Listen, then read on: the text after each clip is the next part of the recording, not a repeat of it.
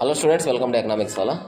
మన్కూర్ mangoes 1 dozen mangoes వచ్చి మనకి 5,000 నుంచి 7,000 వరకు సేల్ అవుతుందండి. అయితే దీనికి జాగ్రఫికల్ ఇండికేషన్ ఉంది.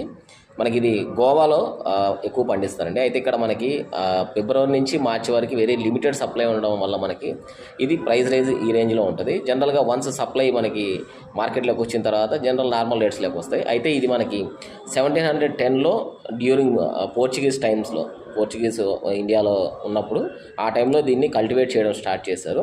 అయితే మనకి ఇది ఈవెన్ డిప్లొమాటిక్ వెహికల్గా కూడా చాలా యూజ్ అయిందని కూడా చెప్తున్నారు according to geographical indication register ప్రకారం. అయితే ఎలా అంటే మనకి పోర్చుగీస్ గవర్నర్స్ ఎవరైతే ఉన్నారో వాళ్ళు మరాఠా పేష్వాస్ అంటే పూణేలో ఉన్న పేష్వాస్కి రెగ్యులర్గా ఈ బాస్కెట్ ఆఫ్ మ్యాంగోస్ని కూడా పంపించడం జరుగుతుండేది రెగ్యులర్గా అప్పట్లో.